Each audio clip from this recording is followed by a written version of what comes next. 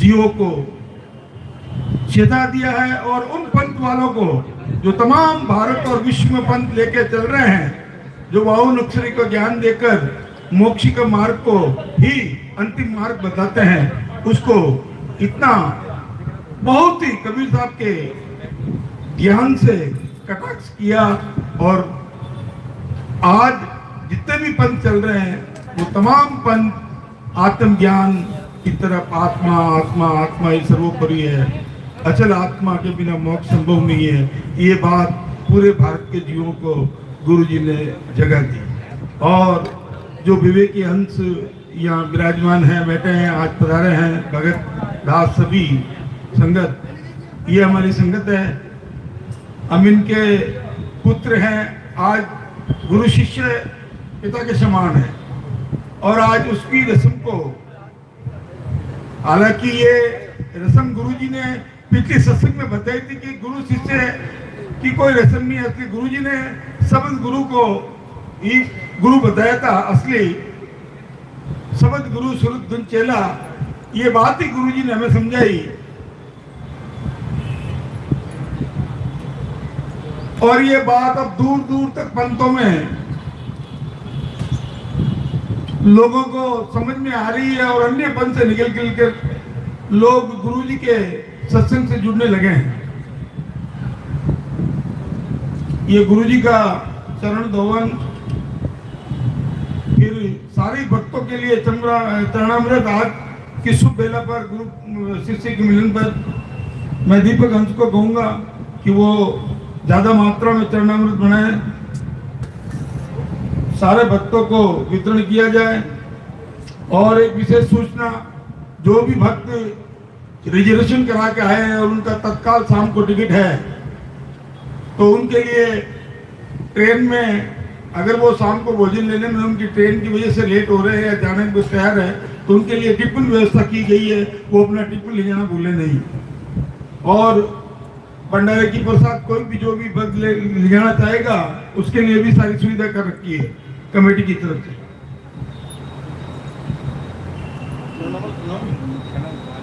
आरती कर पहले आरती करो, नहीं आया ताजा सत्कार तो पहले आदेश है, पहले दीपक पहले आरती करो, गुरु जी की आदेश सत्कार होगा, उसके बाद में सत्संग प्रारंभ होगी। मैं क्रमबद्ध पहले दीपक हंस और तारा को कहता हूं संयुक्त रूप से गुरु जी की, जो गुरु जी ने हमें सिखाया है, जो घट बताया हमें और आरती का जो तरीका हमें सिखाया है, चेतन आरती का, उसी परंपरा के अनुसार चेतन आरती हो रही है। हम देह की आरती नहीं करते हैं। अगली कड़ी पे मैं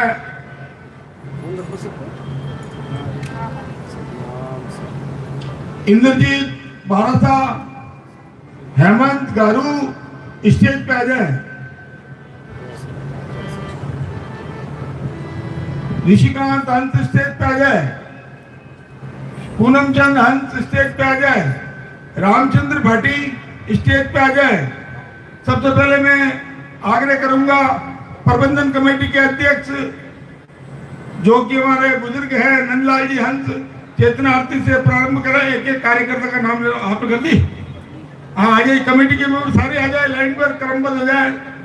मंगतूराम जी, ओम प्रकाश जी साहब, हेमंत गारू, पूनम चंद, रामचंद्र भाटी, ऋषिकांत हंस, भास्कर, इंद्रजीत,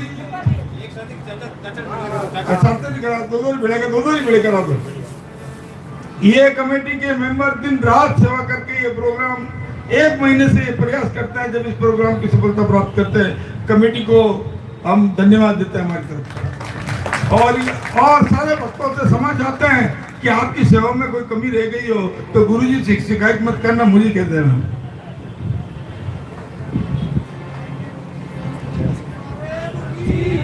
सतगुरु नितिन दास साहेब की, संत शिरोमणि बेदी सतगुरु नितिन दास साहेब की, बंदी छोड़ सतगुरु कबीर साहेब की, परम पिता परमात्मा की, सतगुरु मदनपति साहेब की, सदगुरु दूलमपति साहेब की, सदगुरु दीवान जवाहरपति साहेब की, सदगुरु राम सेवकपति साहेब की, सदगुरु विराटनाथ साहेब की, सदगुरु नितिननाथ साहेब की, सकल हंस जियों की, आज के आनंद की।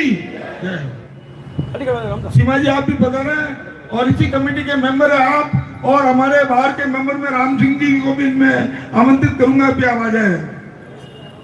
हमारी कमेटी के विशेष आमंत्रित सदस्य हैं, जयपुर से जुड़े हैं, हम राजस्थान के ही है।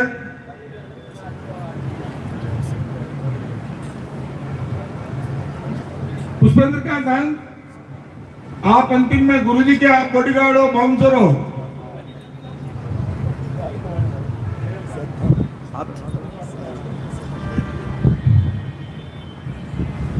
बस पकड़ा नहीं। गुरुजी की सत्संग पश्चात क्रमबद्ध मैं सीमा जी से और राम सिंह जी से विशेष निवेदन करूंगा कि अब निवेदन क्या है, हम गुरुजी के शिष्य हैं, अनुशासन में रहना ही हमारा कर्तव्य है। हम स्वयं, हमें किसी को कहने की जरूरत नहीं है, लाइन में आएंगे, आराम से गुरुजी की आरती करें और चाहे किसी प्रकार का उल्लंघन नहीं करें, ताकि मैसेज बाहर जाए दूसरे पंथों में कि सदगुरु नितिन दास जी के शिष्य बड़े अनुशासन प्रिय है और अनुशासन में रहना बहुत जरूरी है। तो इस बात को ध्यान रखें। अब कोई वॉलेंटियर नहीं लगाया जाएगा, स्वयं ही वॉलेंटियर आप सब क्रमबद्ध आए।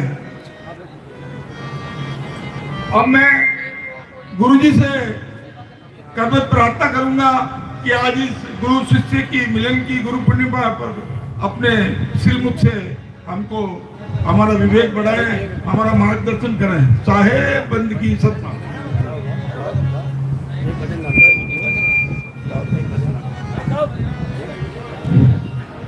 इस आयोजन आप जान रहे हो पिछले 5 वर्षों से लगातार आयोजन चल रहा है। ये दोनों पति पत्नी दीपक हंस और तारा, और तारा ने गुरुजी का तो प्रभाव इतना खतरनाक पड़ गया है कि ये भक्ति में लीन हो गई है, गृहस्थी जीवन इसने त्याग दिया, शायद तो त्याग देगी नहीं तो पूरे। ये इसकी एक ही तमन्ना रहती है कि मेरे गुरु आएंगे तो पहला वाणी मैं गाऊंगी, एक वाणी गाऊंगी, फिर गुरुजी सत्संग स्टार्ट करेंगे। तो इसकी तमन्ना है। हम हमारी कमेटी की ये महिला में अध्यक्ष ये है, महिला अध्यक्ष। तो इस महिला अध्यक्ष के कौन?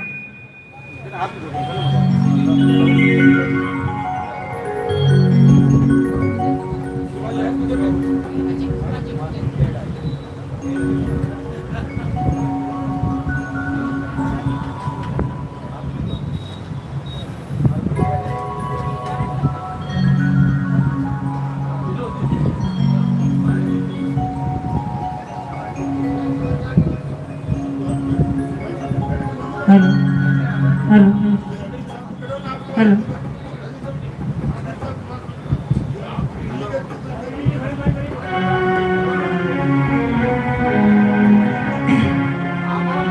सदगुरु कबीर साहेब की, सदगुरु नितिन दास साहेब की।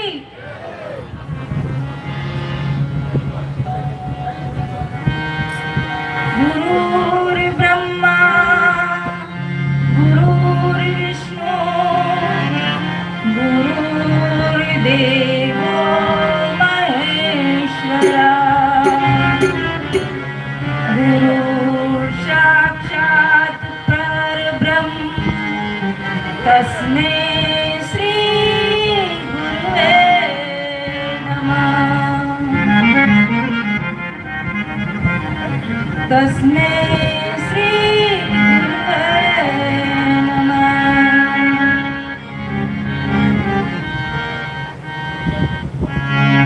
गुरु गोविंद ने दो खड़े आके लागू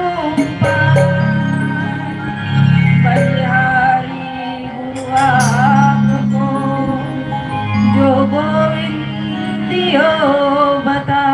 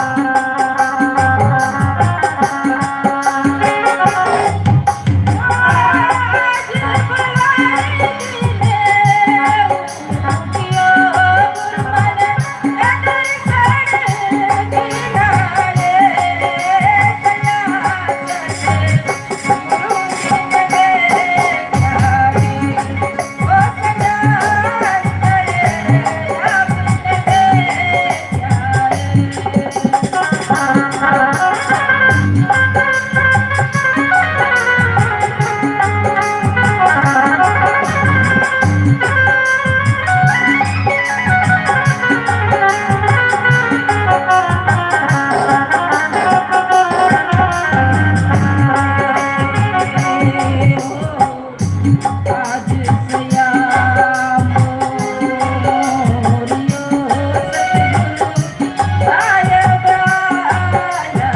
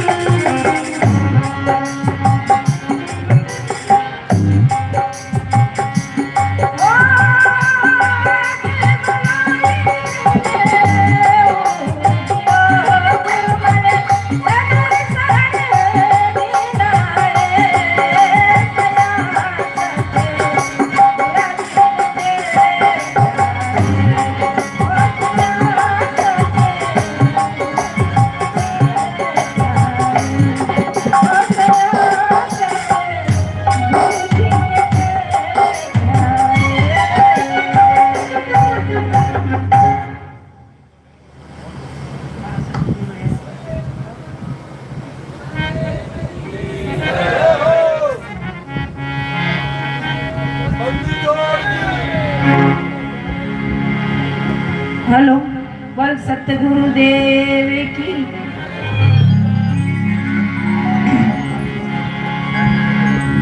बोल नितिनदास साहेब की।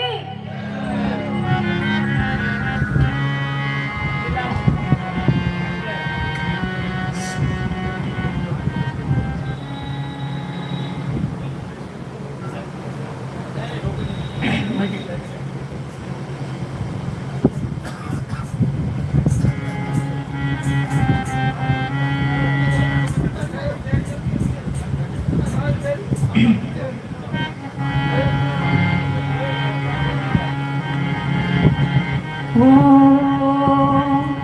मारा सतगुरु है रंग रे चुनरिया मारी रंगदारी।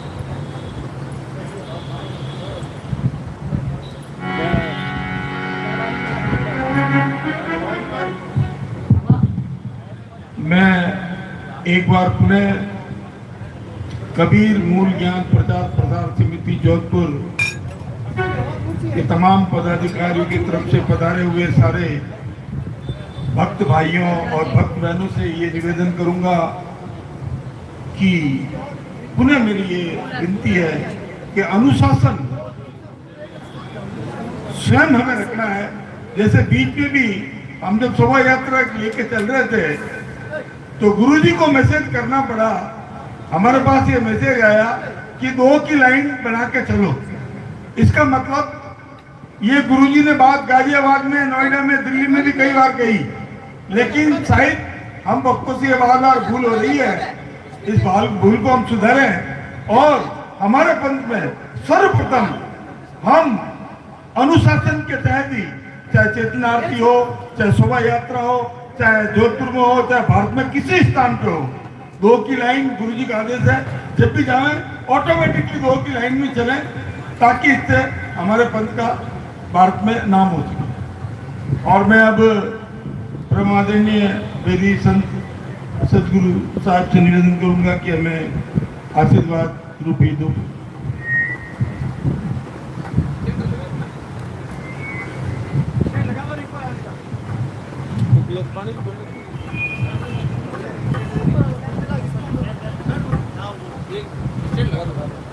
साहेब बंदगी सतनाम।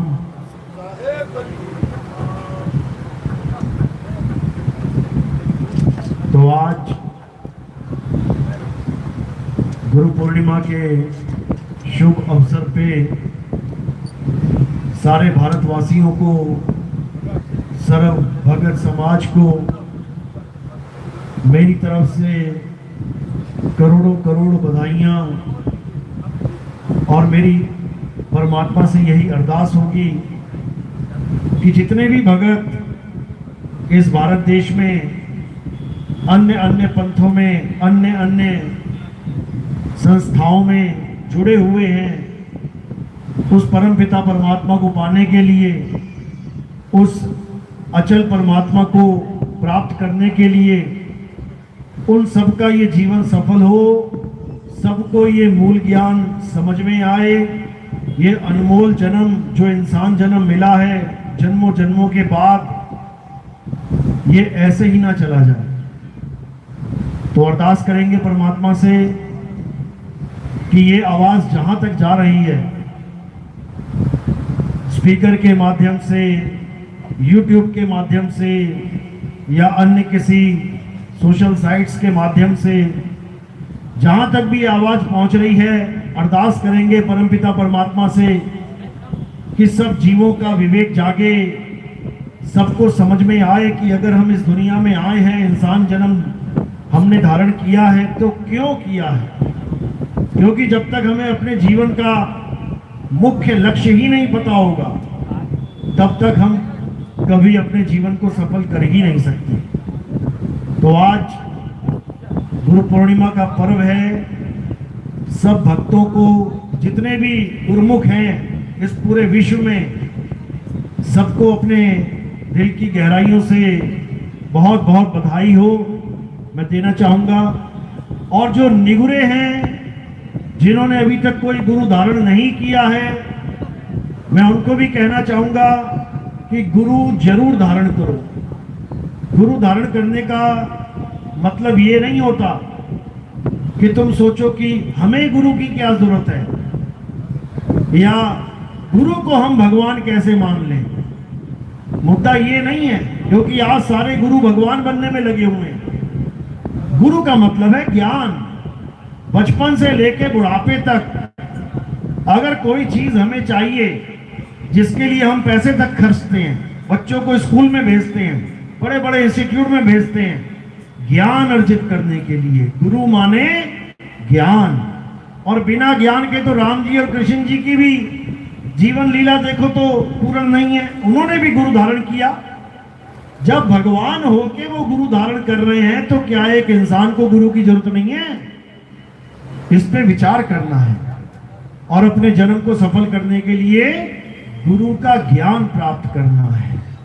तो आज गुरु पूर्णिमा के मौके पे एक बार फिर से सारे विश्व के जीव हंसों को करोड़ों करोड़ बधाई हो, लाखों लाख बधाई हो। बोलिए परमपिता परमात्मा की सतनाम साहिब। तो आज का सत्संग जोधपुर में गुरु पूर्णिमा के उपलक्ष्य पे आयोजित किया गया है। तो आज का सत्संग शुरू करने से पहले परमात्मा के नाम पे एक जयकारा लगाएंगे और फिर सत्संग शुरू करेंगे। बोलिए परमपिता परमात्मा की, सतगुरु बंदी छोड़ कबीर साहेब की, सदगुरु मदनपति साहेब की, दीवान जौहरपति साहेब की, सदगुरु राम सेवक साहेब की, सदगुरु वैरागपति साहेब की, कलीनापुर धाम की, सभी भक्तों की, सभी संतों की, पंडाल में आए सभी भक्तों की, इनके माता पिता गुरुदेव की, इस गांव नगर बस्ती की, आज के आनंद की सदा ही जय हो, सदा ही जय हो। साहेब बंदगी सतनाम।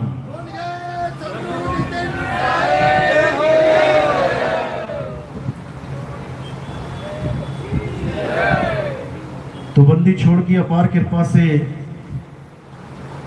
सबसे पहले तो हमें ये इंसान जन्म मिल गया, लाख लाख शुक्राना उसका।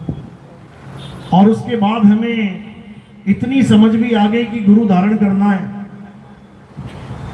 और भी ज्यादा शुक्राना उसका। और गुरु धारण करने के बाद हमें यह भी समझ में आ गया कि सच्चा गुरु होता क्या है। तो उसका तो कोई शुक्राना कर ही नहीं सकता, वो शुक्राने से परे की चीज है। यानी इस मूल ज्ञान को समझने से पहले हम नाना प्रकार के पंथों में जुड़े हुए थे, हम अन्य अन्य गुरुओं के पास बैठे हुए थे। गुरु तो हमने धारण कर लिया था, लेकिन हमें यही नहीं समझ में आया कि आखिर गुरु और सतगुरु में फर्क क्या होता है। गुरु तो सारे ही करके बैठ गए, लेकिन गुरु और सतगुरु का हम भेद नहीं जान पाए। इसी भेद को बताने के लिए सतगुरु बंदी छोड़ कबीर साहब इस धरातल पे आते हैं। हम जीवों को जगाने के लिए इस मृत्यु लोक में आते हैं, इस काल की नगरी में आते हैं और हमें समझाते हैं। कहते हैं रहना नहीं देश बेगाना है, और ये धरती कागज की पुड़िया, बूंद पड़े घुल जाना है, रहना नहीं देश बेगाना है। बाकी जितने भी गुरु हैं वो क्या कह के भक्ति करवाते हैं कि ये संसार परमात्मा ने बनाया है, हम लोगों के रहने के लिए बनाया है, इसी में खाना है, इसी में पीना है और इसी में मर जाना है। और परमात्मा कहाँ है? कण कण में परमात्मा विद्यमान है। बात जज गई, बड़ा अच्छा लगा कि बात तो सही है, कण कण में परमात्मा है। अब कण कण में परमात्मा है तो तुम कहां समाओगे जाके? पहले यही विचार कर लो। अगर कण कण में परमात्मा है तो तुम कहां समाओगे? कण कण में ही समाओगे। और अभी क्या लेके बैठे हो? ये कण कण ही जुड़ा हुआ है, ये मिट्टी कण कण ही है, इसी में समाओगे जाके बार बार बार बार बेअंत बार। इसीलिए साहिब ने कहा कि कण कण में है भगवान, ये घोर है अज्ञान। ये परमात्मा का ज्ञान नहीं है कि परमात्मा कण कण में विराजमान है। कण कण में कौन विराजमान है? ये ब्रह्म विराजमान है।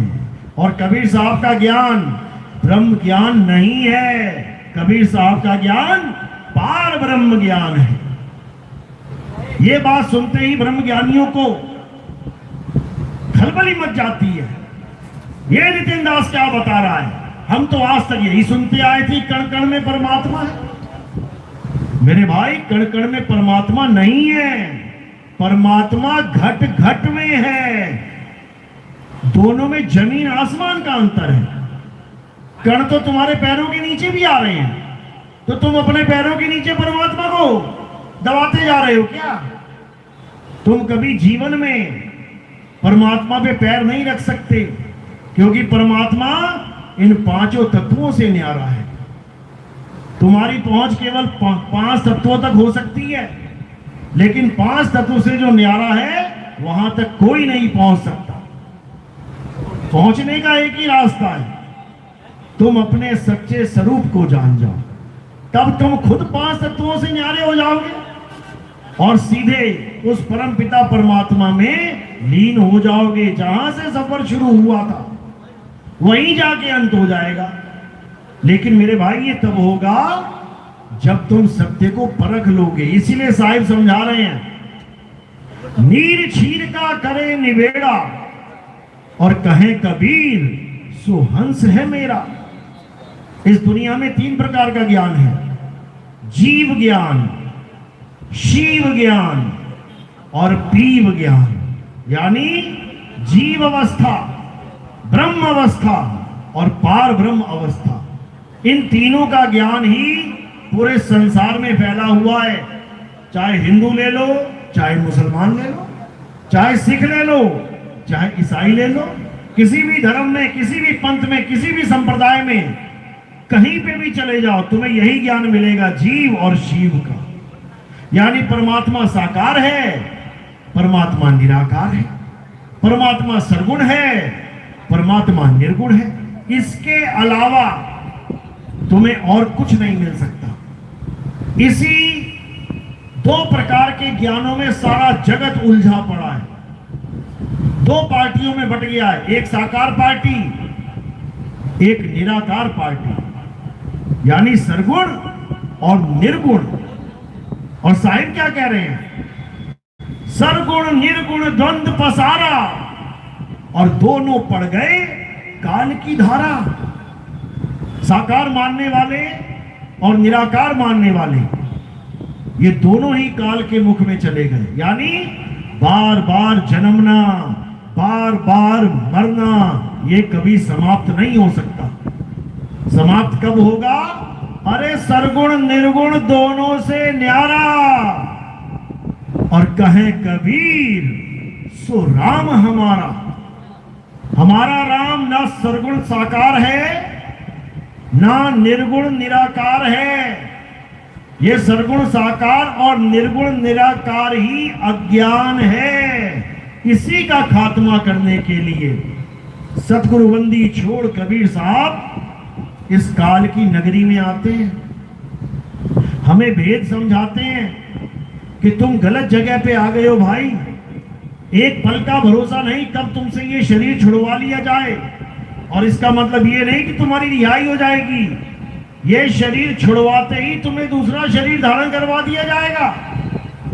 यानी एक जेल से निकले, दूसरी जेल तैयार है। अब ये जेल कैसे छूटेगी? ये जेल केवल तभी छूटेगी जब तुम्हें ये समझ में आ जाए कि पहली बार जेल में आने से पहले मैं कहां था, पहली बार ये सृष्टि बनने से पहले मैं कहां था, बंधन में आने से पहले मुक्त अवस्था में मैं कहां था। इसीलिए बीजक में पहली साखी यही बोली गई, जैया जन्म मुक्ता हता तैया हता ना कोई, और छठी तुम्हारी है जगह। अरे तू कहां चला भिगोए? तू अपनी अवस्था को छोड़ के तू कहां 5 तत्वों में उलझने जा रहा है? रुक जा, संभल जा। एक बार चला गया तो वापस नहीं आ पाएगा। और यही सत्य है, आज तक वापस जा ही नहीं पाए। यही जन्म रहे हैं, यही मर रहे हैं, फिर पैदा हो रहे हैं, फिर मर रहे हैं, लेकिन यहां से मुक्त नहीं हो पा रहे हैं।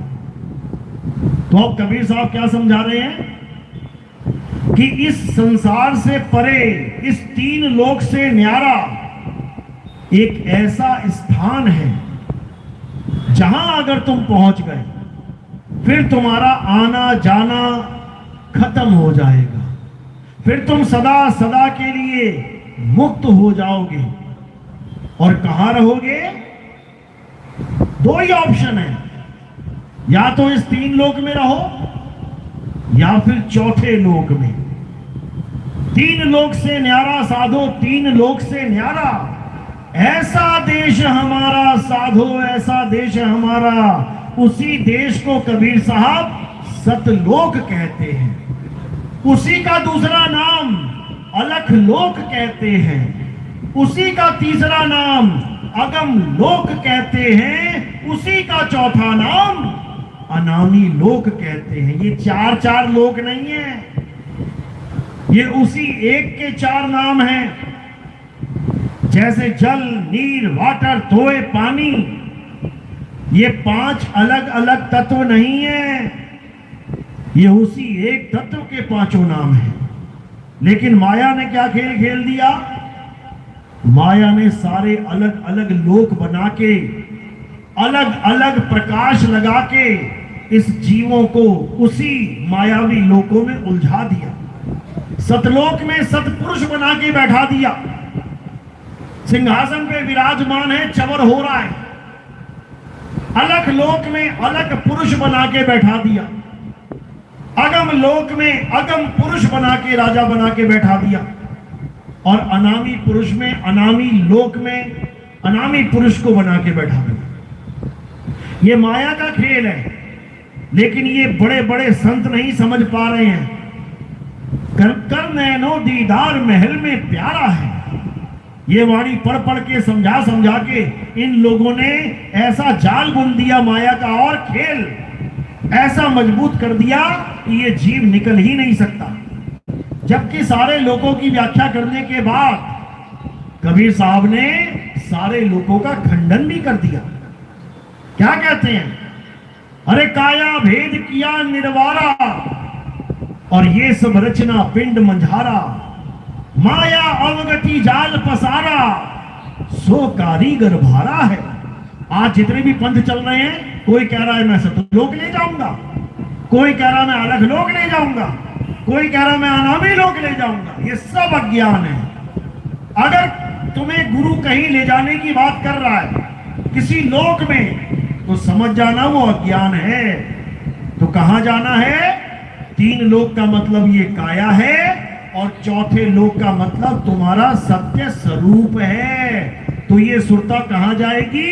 इस काया से हटके अपने स्वरूप में समाएगी, किसी लोक वोक में नहीं जाएगी कि वहां पर पानी है, वहां पर दूध की नदियां हैं, वहां पर सोने के पहाड़ हैं, वहां सोने की सड़कें हैं। ऐसा कोई सतलोक नहीं चाहिए हमें।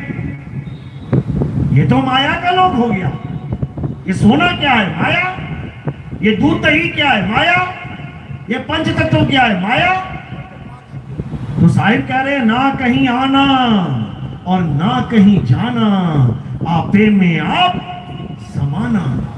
जब तुम्हें भेदी गुरु मिल जाएगा, जब तुम्हें तुम्हारे सत्य स्वरूप को लखाने वाला गुरु मिल जाएगा, तब तुम्हारा ये आने जाने का सारा झंझट खत्म हो जाएगा। तब तुम कहां रमण करोगे? तुम कहां रमोगे? जाके अपने आत्म स्वरूप में। इसी को गीता अध्याय 3 17वें श्लोक में समझाया गया, लेकिन गीता पढ़ने वाले भी नहीं समझ पाए। ये पूरा वृंदावन गीता गीता गीता करता है, 7-7 दिन के पाठ चलते हैं, लेकिन आज तक एक भी वृंदावन का कोई संत अध्याय 3 17वां श्लोक नहीं बता पाया। क्योंकि अगर वो बता देगा तो ये जितने मंदिर बने हुए हैं, एक भी किसी काम का नहीं रह जाएगा। इसलिए आंखें बंद खुद भी कर लेते हैं और जनता को भी भरमा देते हैं। लेकिन अब आप लोग पढ़े लिखे हो, आप लोग समझदार हो, अपने मोबाइल में खुद देख लो। अध्याय 3 17वां श्लोक क्या कहता है? हे अर्जुन, जो अपनी आत्मा में रमण करते हैं, जो अपनी आत्मा में तृप्त हैं, जो अपनी आत्मा में संतुष्ट हैं, उनके लिए कोई धार्मिक कर्म कर्तव्य लागू ही नहीं होता। कोई नहीं बताएगा ये तुम्हें, क्योंकि यही गीता का सार है। यही गीता का सार है। लेकिन हमें गीता का सार क्या पढ़ाया गया? तू क्या लेके आया है, तू क्या लेके जाएगा, जो मिला यहां मिला, जो छोड़ेगा यही छोड़ेगा। ये गीता का सार नहीं है। ये तो 4 पैग लगा के कोई शराबी तुम्हें ज्ञान दे दे। तू क्या लेके आया है, तू क्या लेके जाएगा, ये तो शराबी भी ज्ञान दे देगा। गीता का ज्ञान है अपनी आत्मा में रमण करना है। कैसे करेंगे? पत्थर पूज के, या मूर्तियां पूज के, या राम राम राधे राधे अल्लाह अल्लाह वाहिगुरु वाहिगुरु गॉड गॉड कोई नाम जप के। आत्मा में रमण करने के लिए हमें आत्मा का भेदी गुरु चाहिए। जिसे आत्मज्ञानी गुरु कहते हैं। इसी आत्मज्ञानी गुरु को गीता में तत्वदर्शी संत कह के बुलाया गया है। तत्वदर्शी संत का मतलब क्या होता है? तत्व का दर्शन कराने वाला, मंत्र जपाने वाला नहीं कि गीता के नाम पे तुम्हें हरे कृष्णा जपवाया जा रहा है। बिल्कुल नहीं। केवल एक काम करना है, आपने आत्मज्ञानी गुरु ढूंढना है। लेकिन दुविधा यह है कि आज हमारे सत्संग सुन सुन के ये पत्थर के पुजारी, ये मंत्रों के पुजारी, ये हवन यज्ञ के पुजारी आत्मा करने लग गए और उनके चेले समझ रहे हैं गुरुजी बड़ा भारी ज्ञान दे रहे हैं, लेकिन आज तक तो ये ज्ञान दिया नहीं था। आज कहां से ये आत्मा होने लग गई? तो धीरे धीरे जब उनको हमारा सत्संग मिलता है तब उनको समझ में आता है, अच्छा ये गंगा यहां से बह रही है, ये गुरुजी बाल्टी यहां से भर के लेके आ रहे हैं, ये मटके यहां से भरे जा रहे हैं। जिस आत्मा का कोई नामो निशान नहीं लेता था, आज ये समझाया जा रहा है कि आत्मा तो अचल होती है। ये कहां से पता लग गया इन लोगों को? ये किसने बताया इन लोगों को? अरे सुन के कह भी दिया तो क्या तुम जान जाओगे अचल होती कैसी है? क्या वो जान गए कि अचल कहते किसे हैं?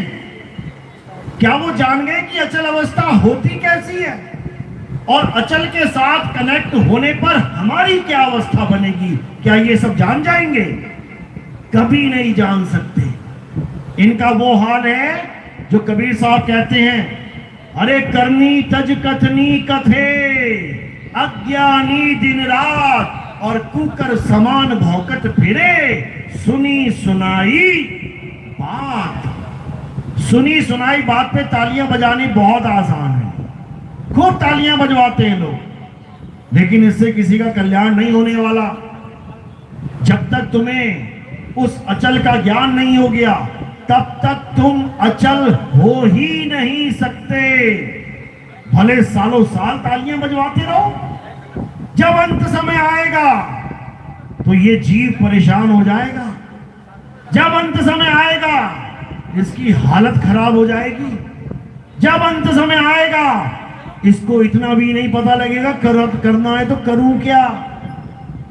लेकिन जो आत्मज्ञान को जान जाते हैं, जो आत्म तत्व को पहचान जाते हैं, वो उसी क्षण से जीवित मुक्त हो जाते हैं। उनको बताना नहीं पड़ता क्या करना है, उनको किसी से पूछना नहीं पड़ता कि अब क्या करूं।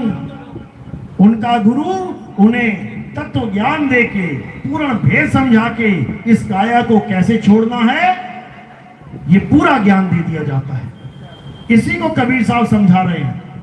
अरे मरता मरता जग मुआ, मरना जाने ना कोई, और ऐसी मरनी जो मरे बहुर न मरना होए। कैसी मरनी? जैसी गुरुदेव ने समझा दी है कि क्या करना है। इस भटकती हुई सूरत को, यानी इस जीव आत्मा को उस अचल आत्मा में यानी परमात्मा में कैसे लगाना है, इसका भेद समझा देते हैं। इसी को साहिब कहते हैं, सूरत फंसी संसार में तासे पड़ गई दूर, और सूरत बांध स्थिर करो आठों पहर हुजूर। कहते हैं राम राम, अल्लाह अल्लाह, वाहिगुरु वाहिगुरु, कबीर कबीर, सतनाम सतनाम जपने की जरूरत नहीं है। एक ही काम करना है, सूरत बांध स्थिर करो आठों पहर हुजूर। आठों पहर यानी 24 घंटा बस तुमने एक ही काम करना है, उसके अलावा और कुछ करना ही नहीं है। अब वो एक काम क्या करना है, वही भेद गुरु बताता है। उसी को मरने की कला कहते हैं, उसी को शरीर छोड़ने का उसकी कला कहते हैं, शरीर छोड़ने का तरीका कहते हैं। क्योंकि सबके सामने एक समय ऐसा आएगा जब वो सारे जहान में अकेले हो जाएंगे। और वो समय कब आएगा? अंत समय में आएगा। जब तुम्हारी आखिरी सांसें होंगी तब तुम्हारे भाई बहन रिश्तेदार तुम्हारे सब सामने खड़े होंगे, लेकिन फिर भी तुम अकेले होगे। उस वक्त तुमने क्या करना है, यही वेदी गुरु समझाता है। तो कहते हैं, जिस मरने से जग डरे मेरे मन आनंद, और मरने पर ही पाइए पूर्ण परमानंद। अगर तुम्हें वेदी गुरु ने भेद समझा दिया है, तुम्हें मरने की युक्ति बता दी है, तो समझ लो कि अब तुम्हें तैरने की युक्ति आ गई है। अब पानी से डर नहीं है, अब पानी से तैर के तुम उसको पार कर जाओगे। केवल वही पार कर पाएगा जिसके पास तैरने की कला है, और जिसके पास केवल बातों की कला है वो डूब के मरेगा, उसको कोई बचाने वाला नहीं है। तो कबीर साहब ने इसी समय का अपने ग्रंथों में जिक्र किया था कि पूरे भारतवर्ष में, पूरे संसार में एक ऐसा समय आएगा जब बच्चा बच्चा आत्मा आत्मा आत्मा करता नजर आएगा। ये 600 साल पहले बोला था कबीर साहब ने। क्या साखी बोली उन्होंने? कबीर आत्म ज्ञान का बड़ा नगर में शोर, और पूछो कैसी आत्मा, तो देते दांत निपोर। ये तब की साखी बोली है, उस वक्त के लिए नहीं। उस वक्त तो आत्मा का कोई प्रचार था ही नहीं। हर जगह ब्राह्मणवाद था, हर जगह मुस्लिम समाज था। हिंदू और मुस्लिम दो ही चल रहे थे उस वक्त। जब कबीर साहब प्रकट हुए तब उन्होंने कहा कि कबीर आत्म ज्ञान का पड़ा नगर में शोर।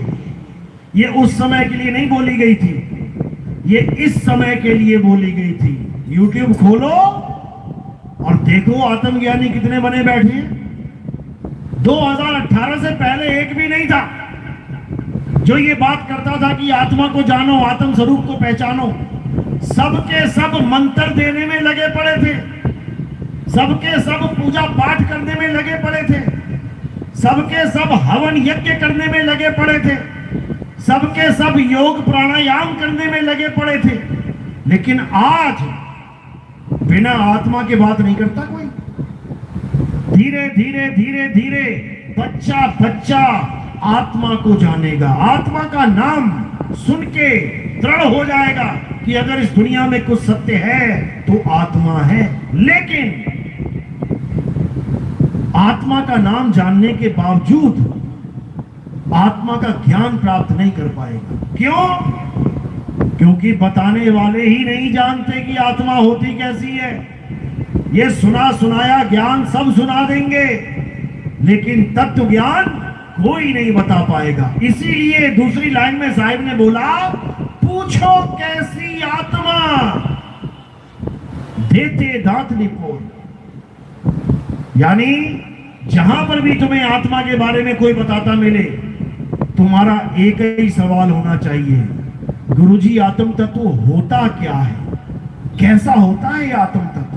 फिर देखो तुम्हें 100 तरह के जवाब मिलेंगे। क्यों? क्योंकि आत्म तत्व का नाम सुना है, अनुभव नहीं किया। अनुभव क्यों नहीं किया? क्योंकि अनुभवी गुरु ही नहीं मिला।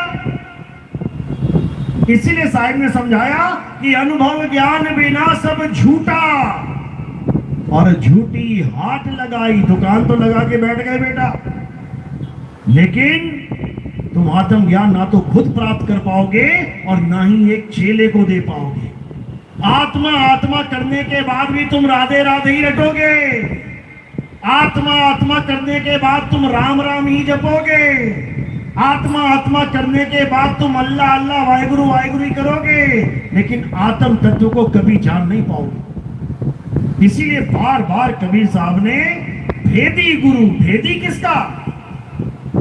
आत्मा का भेदी गुरु, आदि अक्षर का भेदी गुरु। आदि अक्षर मतलब अचल आत्मा, और 52 अक्षर मतलब ये इंसानों के द्वारा बनाए 52 अक्षर।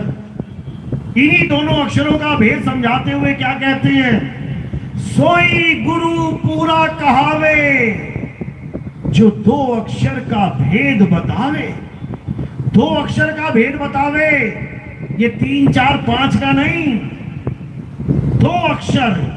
यानी एक तो ये 52 अक्षर जो तुम्हारे मुंह से निकल रहे हैं, जिसके लिए गुरु ग्रंथ साहब ने क्या बोला?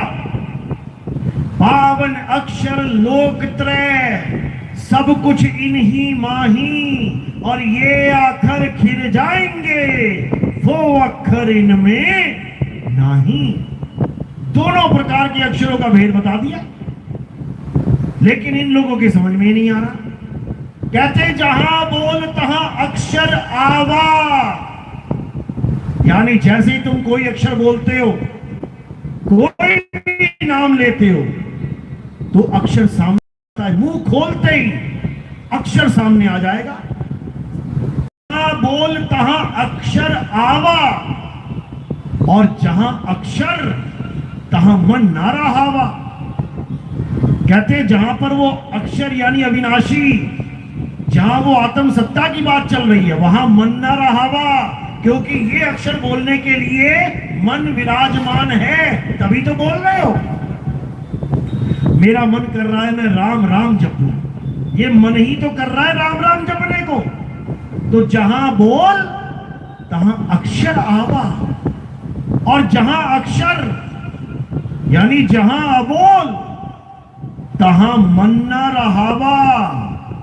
जहां पर वो अबोल है, जो बोला नहीं जा सकता, उसी को सतनाम कहते हैं। जो बोला नहीं जा सकता, जो लिखा नहीं जा सकता, जो पढ़ा नहीं जा सकता, उसी को आदि नाम कहते हैं। उसी को कहते हैं आद सच जुगाद सच, है भी सच नानक होसी भी सच। उसी को कहते हैं एक को सतनाम, कर्ता पुरुष, निर्भव निर्वैर अकाल मूरत, अजूनी यानी जो जूनों में शरीरों में नहीं है। और ये सारे अक्षर कहां हैं? ये शरीर में ही विराजमान है। अजूनी सैभंग गुरु प्रसाद, यानी गुरु के द्वारा दिया गया ज्ञान रूपी प्रसाद, यही तुम्हें सतनाम तक पहुंचा सकता है, अन्यथा और कोई मार्ग नहीं है। तो क्या करना है? ऐसा गुरु धारण करना है जो हमें सतनाम का भेद बता दे, और इसी सतनाम से हमारी मुक्ति करवा दे। क्योंकि अधूरे गुरु भी सतनाम लेके बैठे हैं, नकली सतनाम। वो बोलेंगे तो यही, आओ हमसे सतनाम ले लो। लेकिन जब तुम कहोगे कि गुरुजी तुम्हारे वाले सतनाम से हमारी मुक्ति हो जाएगी, तो क्या बोलेंगे? नहीं नहीं नहीं नहीं नहीं, सतनाम से मुक्ति नहीं हो सकती। तो गुरुजी मुक्ति कैसे होगी? सार नाम लेना पड़ेगा, सार शब्द लेना पड़ेगा। यही घोर अज्ञान है। कबीर सागर में पहली लाइन अगर इन लोग के समझ में आ जाए, तो अगली लाइन पढ़ने की जरूरत ही नहीं पड़ेगी। क्या लिखा है? सत्य नाम है सार, पूछो संत विवेक करी, उतरो भवजल पार, सतगुरु का उपदेश यही। सतगुरु का यही उपदेश है कि सतनाम ही सार है, सतनाम से ही तुम्हारी मुक्ति होगी। यही बाबा रामदेव की वाणी में लिखा है कि सतनाम लेके सब भगत तर जाएंगे, सतनाम से सबकी मुक्ति हो जाएगी। लेकिन अज्ञानी सतनाम को भी झूठा नाम बना के बैठ गए कि सतनाम से भी मुक्ति नहीं होगी। तो कबीर साहब क्या कहते हैं? सतगुरु सोई सतनाम बतावे, और बाकी गुरु कोई काम ना आवे। फिर क्यों बोला कबीर साहब ने कि सतगुरु वो है जो सतनाम बताए? क्यों नहीं बोला सतगुरु सोई सार नाम सार शब्द बतावे? ऐसा भरमा दिया इन लोगों ने जीवों को। तो कहते हैं सतगुरु सोई सतनाम बतावे। अब ये सतनाम कोई मंत्र जंतर नहीं है कि 5 माला 10 माला सतनाम सतनाम जपना है। कबीर पंथी सतनाम भी देते हैं जपने के लिए, सारी उम्र के लिए। यह भी अधूरा ज्ञान है, क्योंकि सतनाम जपना नहीं है, सतनाम को जानना है। बूझे बिरला कोई, बूझना है क्या है सतनाम। तो कहते हैं सत्य नाम कोई नाम नहीं, ये है आपन रूप, और जो जाने इस भेद को पावे आप स्वरूप। अपने स्वरूप को प्राप्त करना है, ये जीव स्वरूप को नहीं। ये तो भटक रहा है। जीव तो प्राप्ति करेगा किसकी? अचल स्वरूप की। अचल, और कैसे होगी? विहंगम चाल से होगी। ऐसा गुरु नहीं चाहिए जो तुम्हें कहे मंत्र जपो मंत्र जपो। गुरुजी मंत्र जप के क्या होगा? मंत्र जप के तुम्हारी कमाई बढ़ेगी। गुरुजी कमाई बढ़ा के क्या करूंगा? इससे तुम ऋण उतारोगे। गुरुजी किसका ऋण उतारना है? गणेश जी का, महेश जी का, विष्णु जी का, ब्रह्मा जी का, काल भगवान का। ऐसा बता के जीवों को सारी उम्र तंत्र मंत्र में उलझा के रख देते हैं ये लोग। ये प्रॉपर थ्रू चैनल लेके जाते हैं, ब्रह्मा के लोग से, विष्णु जी के लोग से होते हुए लेके जाते हैं। यही अज्ञान है। कबीर साहब क्या कहते हैं, गरीबदास जी क्या कहते हैं, ये कभी जीवन में भी नहीं समझ सकते। विहंगम चाल की बात की गई है। सतगुरु के लक्षण कहूं अचल विहंगम चाल, और हम अमरापुर ले गए। क्या कहते हैं? ज्ञान शब्द सरगाल, हम अमरापुर ले गए। यानी मेरी सूरत को वो शब्द गुरु विहंगम चाल से, विहंगम चाल यानी एक पक्षी सीधे आसमान में उड़ जाए, बताओ कहां रुकेगा? एक रॉकेट सीधे मंगल ग्रह पे जाए, कहां रुकेगा? कहीं नहीं रुकेगा। ये ऐसी चाल है कि डायरेक्ट जाती है, नॉन स्टॉप। ये है विहंगम चाल। यानी इस सारे जगत से सूरत हटी और डायरेक्ट सीधे कहां लगी? अपने अचल स्वरूप में। यानी विहंगम चाल से नॉन स्टॉप अचल स्वरूप में लग गई। इसी को गरीबदास जी कह रहे हैं, सतगुरु के लक्षण कहूं अचल विहंगम चाल, और हम अमरापुर ले गए ज्ञान शब्द सिर घाल। ये जिसको नाम दीक्षा मिली है वही समझ पाएगा मैं क्या बोल रहा हूं, क्योंकि ये सैन बैन है। सैन यानी इशारा और बैन यानी ज्ञान। ये इशारे के द्वारा दिया जाने वाला ज्ञान है। इसीलिए साहिब ने कहा, हम वासी वा देश के जहां जात वर्ण कुल नाही, अरे सैन मिलावा होए रहा शब्द मिलावा नहीं। ये शब्द यानी मंत्रों का मिलावा नहीं है कि मंत्रों को जपते हुए ध्यान रखना है कौन सा मंत्र जप रहे हो, श्वास में कौन सा आ रहा है कौन सा जा रहा है, ये सब अज्ञान है। विहंगम चाल की बात की है। कहते हैं शब्द विहंगम चाल हमारी, और कहे कबीर सतगुर दई ताली। खुले कपाट शब्द झनकारी, और पिंड अंड के पार सो देश हमारा है। ये पिंड अंड यानी इस काया के पार है हमारा देश। लेकिन सारे संत आज देखो परमात्मा को काया के अंदर, काया के अंदर, काया के अंदर बना के बैठे हुए हैं। काया के अंदर परमात्मा नहीं है। काया के अंदर कौन है? जीवात्मा। जीवात्मा ये भटक गई है, अपने मूल स्वरूप को, उस परम सत्ता को भूल के यहां भूली पड़ी है। जो शरीर धारण कर रही है उसे अपना स्वरूप मान ले रही है।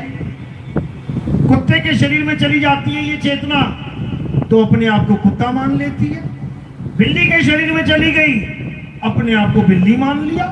आज आदमी के और औरत के शरीर में ये चेतना आ गई तो अपने आप को आदमी और औरत मान बैठी है।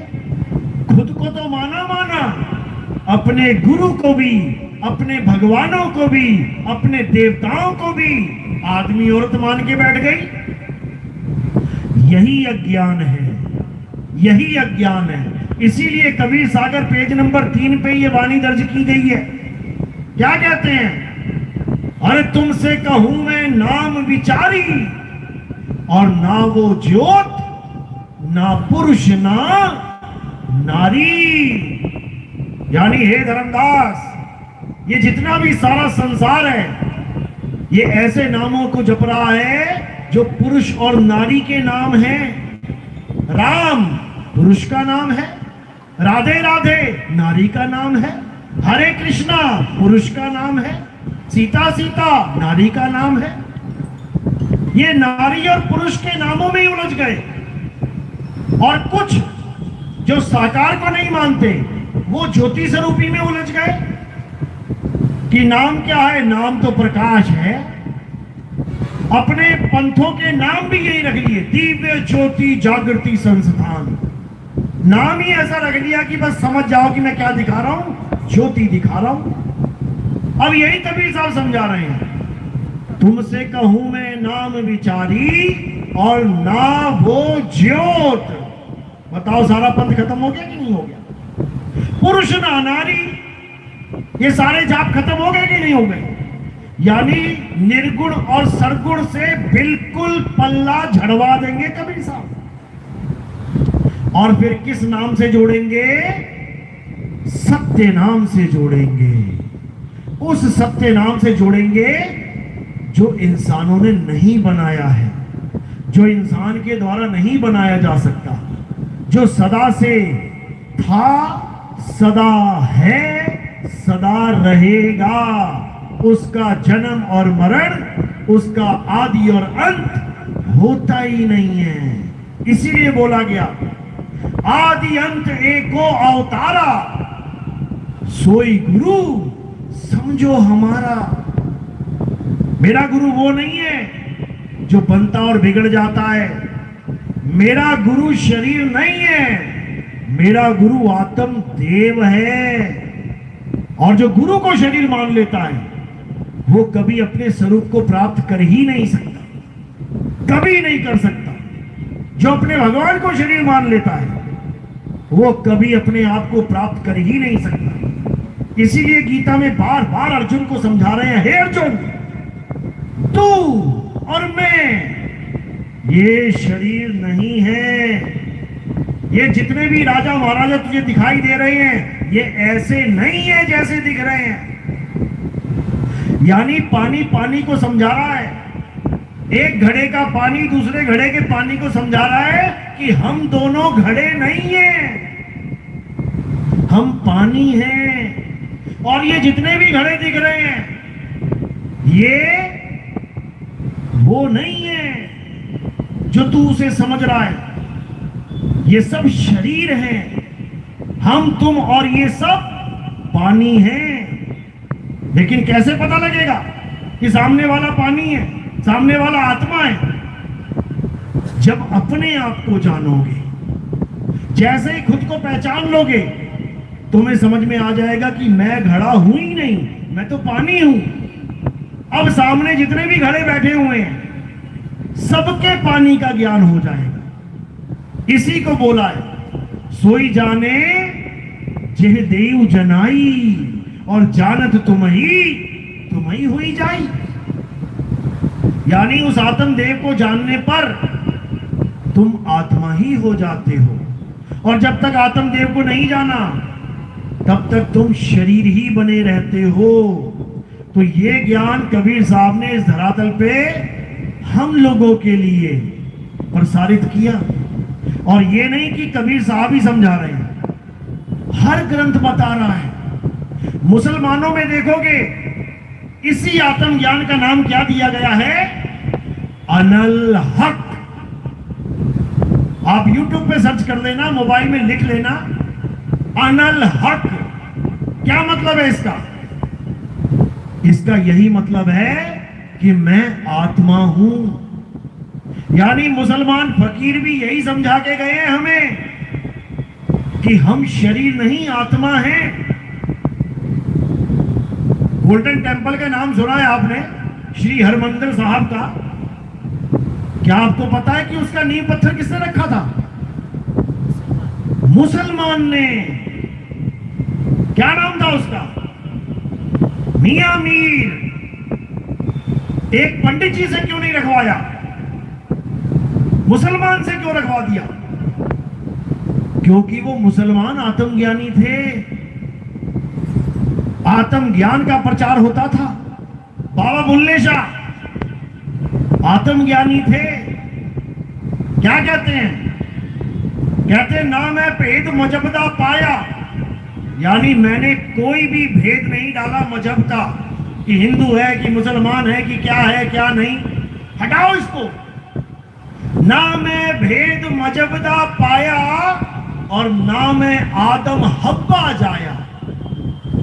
सारे मुसलमानों को यह पढ़ा दिया गया है कि हम किसकी औलादे हैं? आदम और हव्वा की। यानी हमारे पहले पिताजी, इस दुनिया का पहला आदमी और पहली औरत कौन है? आदम हव्वा। अगर आप इस बात को मानते हो तो आप मुसलमान हो, और अगर आप इस बात को नहीं मानते तो आप मुसलमान नहीं हो। तुम भले सारी उम्र नमाजें पढ़ते रहो, अगर तुम ये नहीं मानते कि आदम और हव्वा से ये संसार पैदा हुआ है, हम सब पैदा हुए हैं, तो तुम मुसलमान नहीं हो। तो बाबा बुल्ले शाह ने उसी वक्त, उस जमाने में डंके की चोट पे क्या बोल दिया कि ना मैं भेद मजबदा पाया, ना मैं आदम हव्वा जाया। जाया यानी पैदा होना, कि मुझे पैदा करने वाला ना कोई आदम ना कोई हव्वा। अरे मुझे कौन पैदा करेगा? मैं आत्मा हूं। आत्मा को भी कोई पैदा कर सकता है क्या? कोई नहीं कर सकता। तो बड़ा विरोध हुआ उस वक्त भी, लेकिन संतों ने उस परम तत्व का ज्ञान प्राप्त करके सबको उसी तत्व ज्ञान से जोड़ा। उसी को अनल हक कहते हैं। ईसाइयों में उसी को ट्रुथ कहते हैं। कहते हैं गॉड इज ट्रुथ। ट्रुथ यानी सत्य है। और सत्य क्या है? हे अर्जुन, आत्मा ही सत्य है। उस आत्मा को ही सत्य बोला गया बाइबल में। लेकिन अज्ञानियों ने क्या कर दिया? ईसा मसीह को ले आए सामने, कहते ईसा मसीह परमात्मा है, यानी शरीर को परमात्मा घोषित करने में लग गए। जबकि बाइबल में 4.24 लिख दो तुम, बाइबल 2.24 देखो क्या लिखा है। वहां लिखा है कि परमेश्वर आत्मा है। परमेश्वर आत्मा है। कौन सी आत्मा? ये जीवात्मा परमेश्वर है क्या?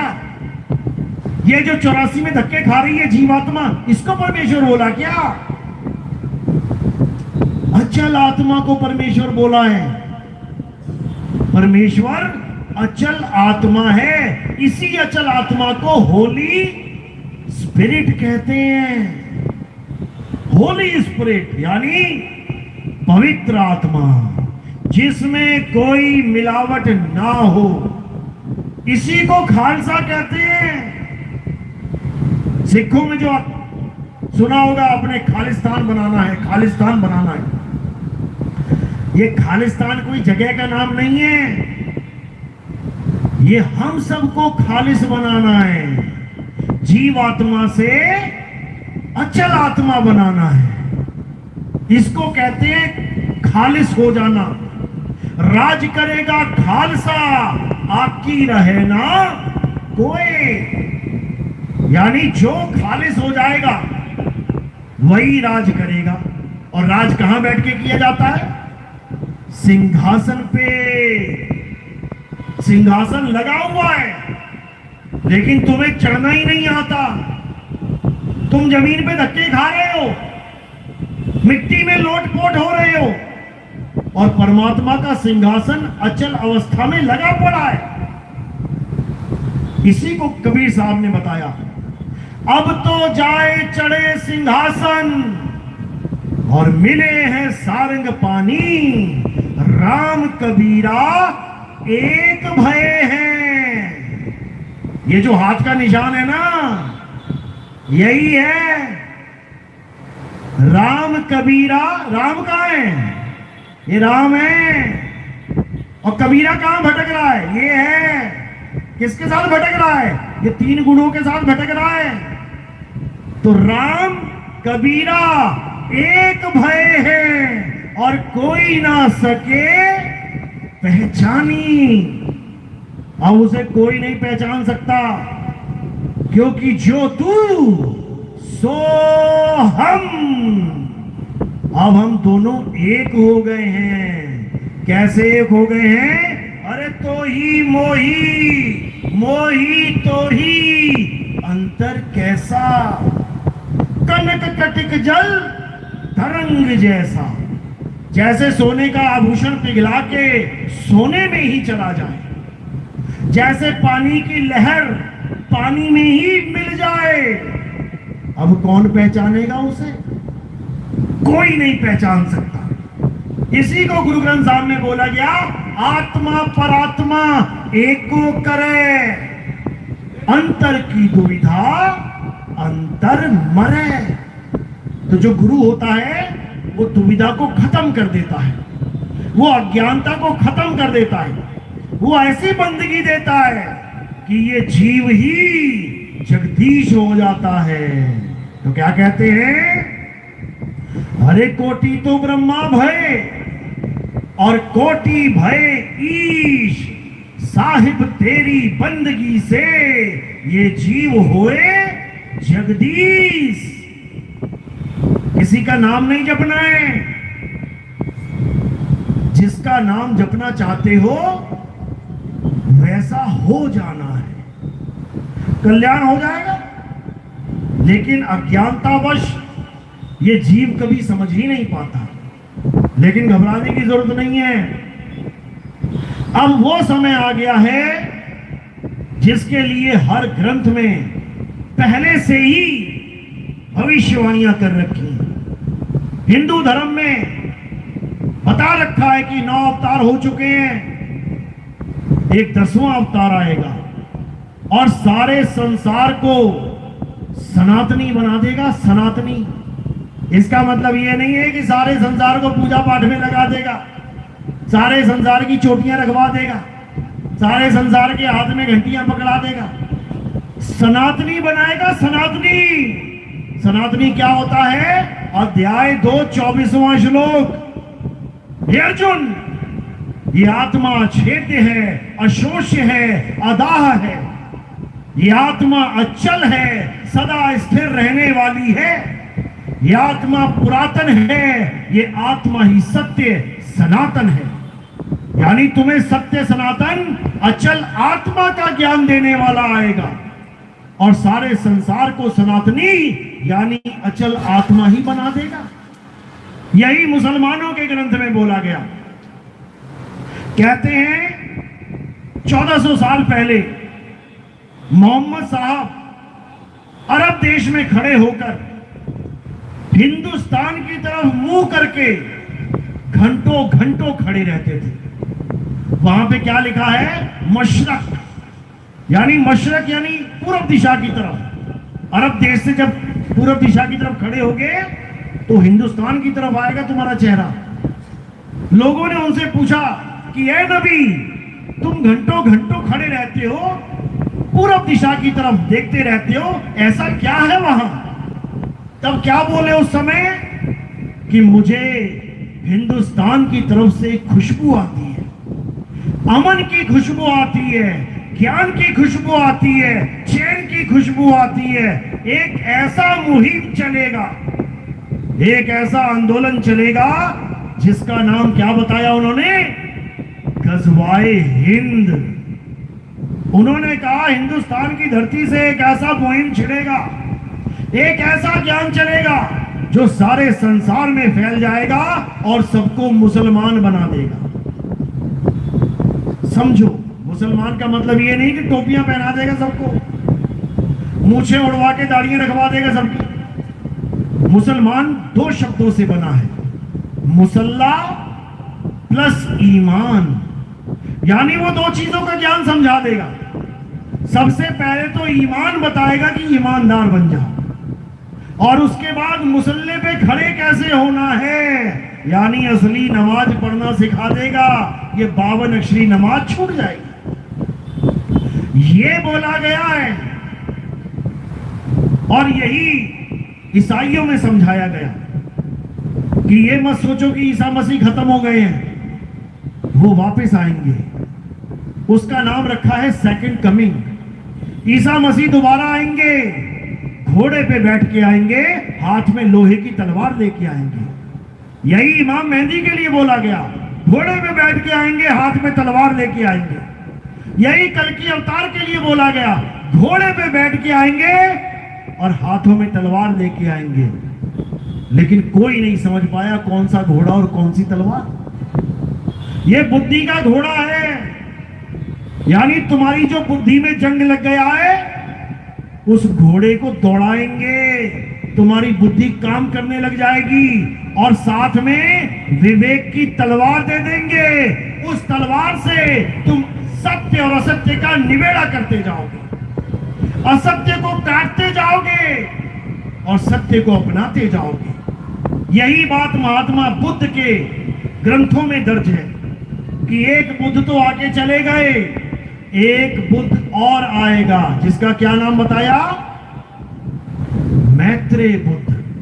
मैत्रेय मतलब यानी जिस समय भाई भाई का दुश्मन हो जाएगा, धर्म धर्म का दुश्मन हो जाएगा, संप्रदाय संप्रदाय का दुश्मन हो जाएगा, सारे संसार में अज्ञान फैल जाएगा, भगवानों के मंदिरों से चोरियां होने लग जाएंगी, भगवान को लोग ठगने लग जाएंगे, तब वो बुद्ध आएगा जिसका नाम मैत्रेय बुद्ध है। और वो क्या करेगा?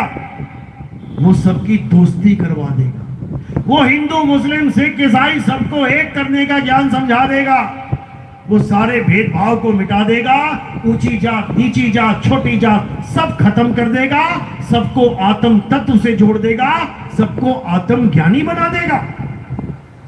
यही बाबा नानक के ग्रंथ में दर्ज है कि आन 78 जान 97 होर भी उठसी मर्द का चेला, यानी एक ऐसा चेला आएगा, किसका? मर्द का चेला। मर्द कौन है? वो अचल शब्द गुरु ही मर्द है, यानी एक ऐसा चेला आएगा जो सबको उस अचल सत्ता से जोड़ देगा।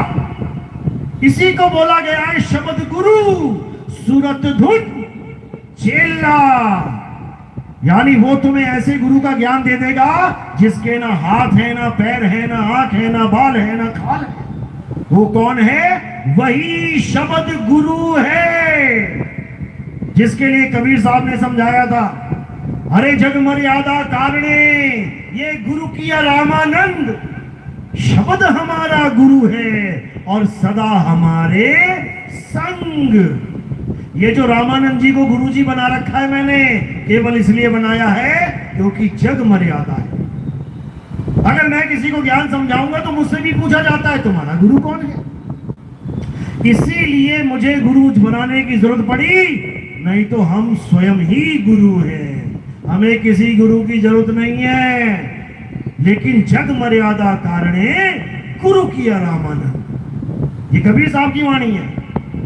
तो उसी शब्द गुरु से जोड़ने के लिए यहूदियों में बोला गया है, क्या बोला गया? इलियास आएगा। इलियास कौन है?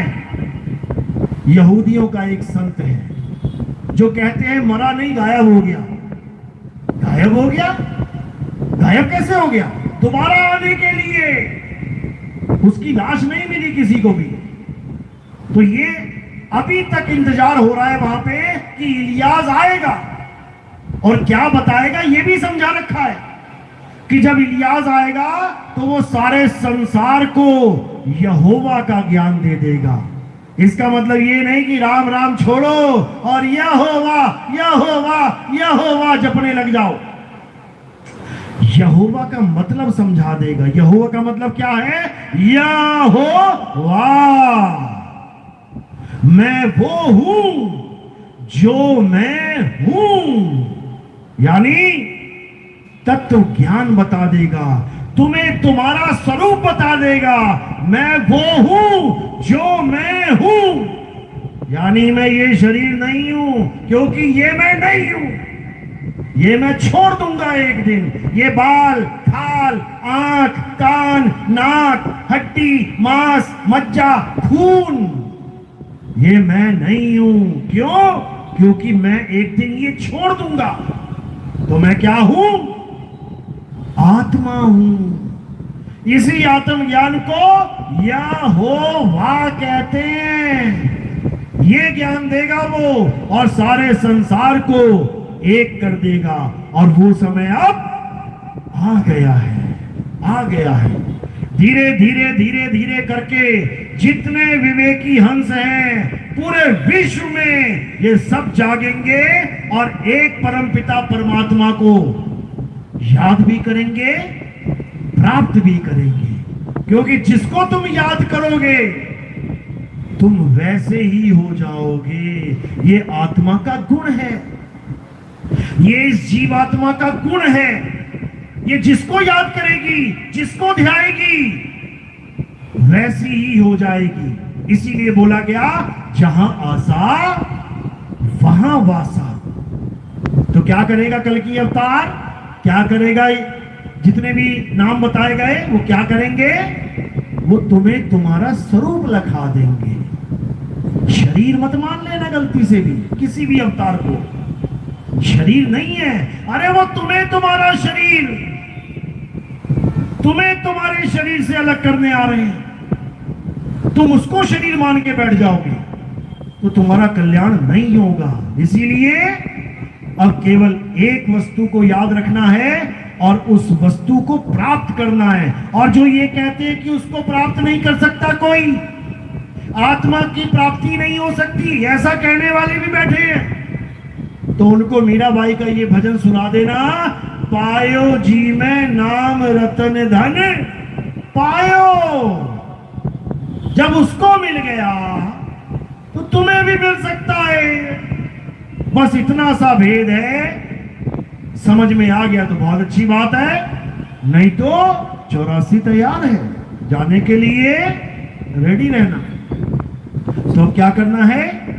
अब हर प्रकार के अज्ञान को छोड़ के, हर प्रकार के इन पाखंडवाद को छोड़ के एक सत्य को जानना है, उस परम तत्व को जानना है और उसी तत्व का ध्यान धरना है।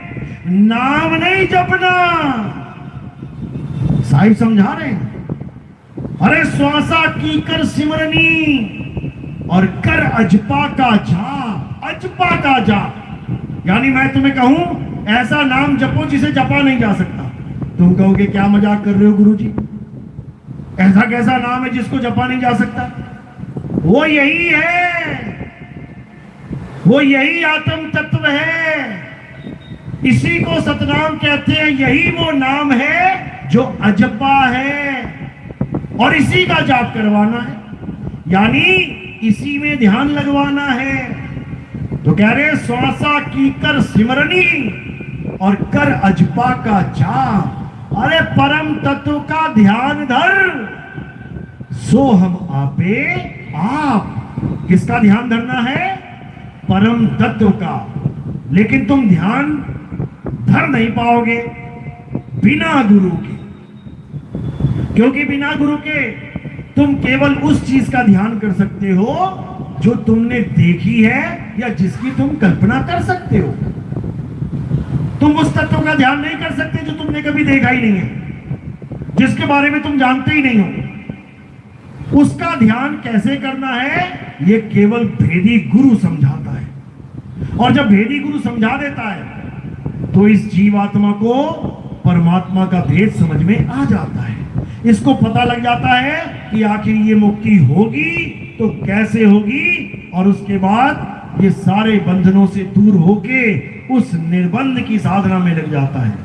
इसीलिए साहिब ने समझाया, अरे बंधे को बंधा मिला, छूटे कौन ही उपाय, और कर सेवा निर्बंध की, तो पल में लेत छुड़ाए। बोलिए परमपिता परमात्मा की सदा ही जय हो। साहिब बंद की सत्ता।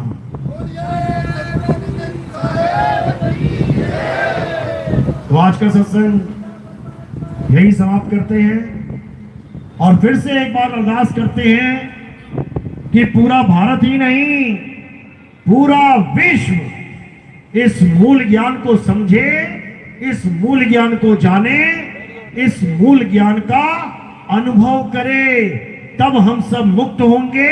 ये जन्म मरण का चक्कर खत्म होगा, तभी हमारा जन्म सफल होगा। बोलिए परमपिता परमात्मा की सदा ही जय हो। अब आरती का समय होगा। आरती कैसे करनी है सबको पता है। आरती के लिए एक एक करके आएंगे और थोड़े से फूल उठा के मेरे सिर पे रखेंगे। सिर पे क्यों रखते हैं पता है? क्योंकि आरती चेतन सत्ता की है, परम चेतन सत्ता की है, किसी काया माया की नहीं है। तो जब फूल हम सिर पे रख देते हैं तो ये काया से परे समर्पित हो जाते हैं, आत्मदेव के चरणों में। तो फूल सिर पे रखने हैं और प्रचार प्रसार में कोई योगदान करना चाहेगा तो वो केवल चरणों में रखना है। बोलिए परमपिता परमात्मा की सदा ही जय हो। सदा सारे भक्तों से पुनः मैं एक बार अनुरोध करूंगा कि अनुशासन के अंतर्गत रहें और 5 मिनट का समय चाहिए। आरती की तैयारी हो रही है। क्रमबद्ध आए, चाहे महिला पुरुष हो, जैसे भी आए लाइन में आए, और जैसे गुरुजी ने आरती का आपको आदेश दिया है उस प्रकार से आरती आप करें। और चरणों में प्रचार प्रसार के लिए चरणों में रखेंगे, हाथ में जिन्होंने या गुरुजी के ऊपर रखने की जरूरत नहीं। आरती प्लीज सब बैठ जाओ। बाजी देखिए, आप लाइन में भेजोगे पुलिस को,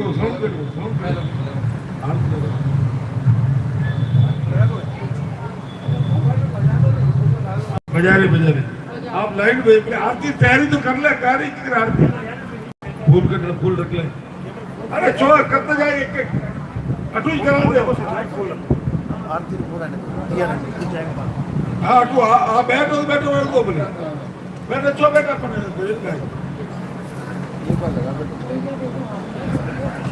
भंडारा। और जैसे ही आरती होए भंडारा चलू, मैं पुष्पेंद्रकांत इंद्रजीत जहाँ कहीं भी हो, भंडारी जी की थाली तैयार करवा के लेकर आए, गुरुजी के समक्ष लाए, भंडारा प्रारंभ हो जाएगा। हेमंत गारू जल्दी लेकर आए।